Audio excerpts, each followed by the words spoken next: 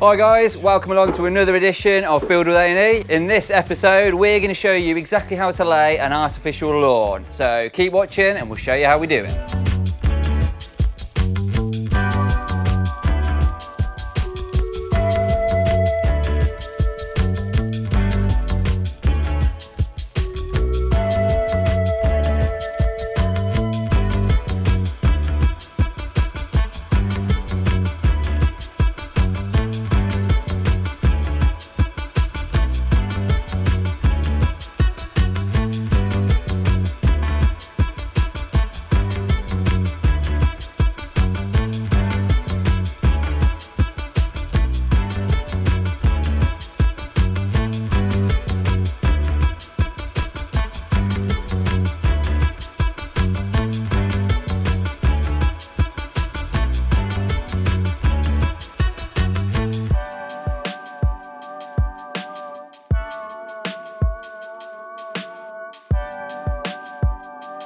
So we've got our predetermined area here, we've got our lazy lawn rolled up, delivered out the front. What we need to do is get a sub base down. So in this instance, what we've done, we've got a MOT, we've got about 150 mil in there, but that was just for other reasons on this site. You can use around 50 mil of MOT and then put a sharp sand blind on top. So what we've got here, just to make our life easier, and it is actually what Lazy Lawn recommends, we're going to apply 6 mil of grano dust on top of that sharp sand. What that does is give us a perfectly flat, level surface. We can whack a plate over that then, and that will basically lock everything in. Then what we do is apply a weed membrane, just in case any weeds should decide to grow through. There's not going to be anything in here which is going to cause any weed growth, but if you are laying this on top of soil, it's always recommended to use a weed membrane just to stop anything coming through your grass. Because the last thing you want to do is have a weed problem on an artificial lawn, because that's probably the reason you're getting a lawn, is you don't have to do much maintenance on it. So it's always an ideal solution to put that down. What we're doing now, Ricky is just getting the grano dust poured out into separate runs, and then what we'll do then is just level that out nicely. You're aiming for around 6 mil of thickness of this. That's what they recommend, so I wouldn't recommend going any deeper because you're not actually going to achieve anything. At 6 mil, once that's whacked down, that's going to be a nice, compact, solid base for you to work with. It's also worth mentioning as well that we've been round with the whacker plate on here. We've got everything nice and level, so we know that our sharp sand sub base is level. So we're literally just grazing this grano dust over the top of it.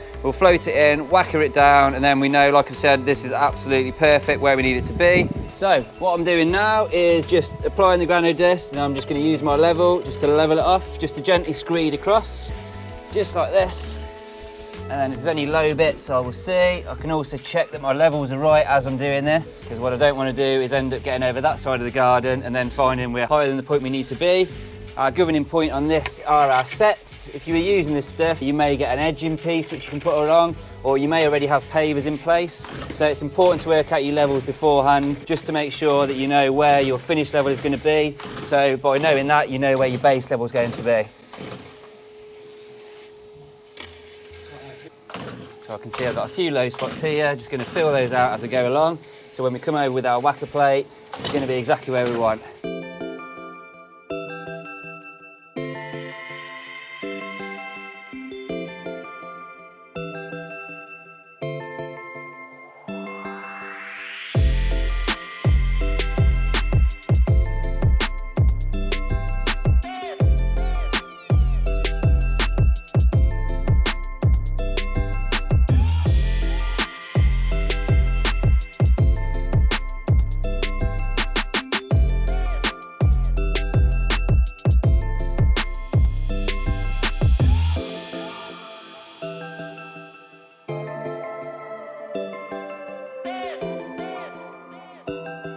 So next up, what we're going to do is apply the weed membrane. Like I mentioned before, it's really important to put this down, especially if you're going onto soil or something like that, because otherwise you've got the risk of weeds coming through, and you do not want that with an artificial lawn. The whole reason you've got an artificial lawn is to make sure that you've got low maintenance on it.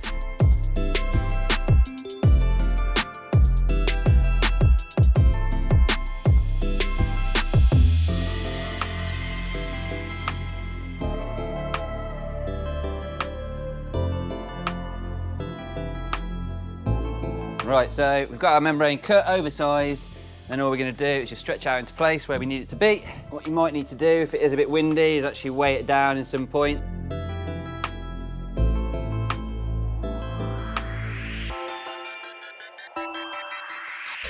So all I'm doing now is just going to cut around the edge of the weed membrane, just pull it tight up towards the edge. It doesn't have to be very precise, you know, you can keep a couple of mil away from the edge.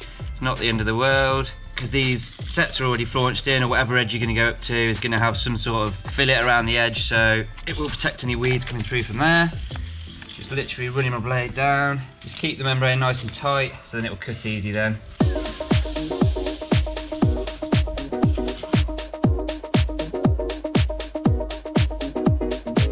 So all we're doing now is going to get this rolled out. We've got our artificial lawn in place. We know that it's wide enough to fit this area here, but we're going to have to cut it down when we get there. So what we're going to do is manoeuvre it over to that side, Rick.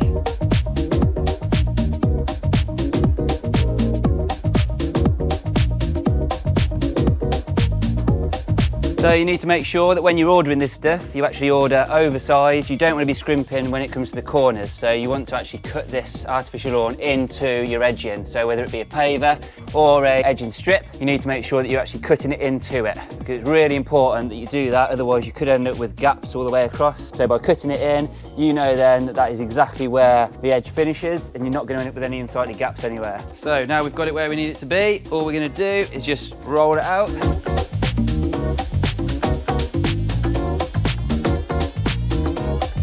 There we go, our lawn is now in place. So now we need to do is just get our edges cut in, and then we get it sanded up and we're good to go.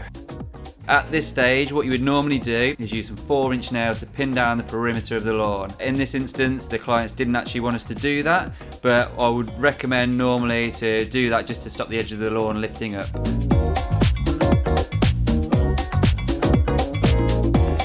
So now what we're going to do is apply the sand layer to the top of the grass. So a good trick to do with this is just to basically lie the bag on the floor, get a knife, poke a few holes in the bottom, and then use the bag as a spreader. So rather than buying an expensive spreader, you can literally just use the bag that it comes in to spread that sand easily across the surface of the grass. Make sure you evenly coat it. The manufacturer recommends in this instance that you apply 8 kilos of sand per square metre. So that is what we're doing.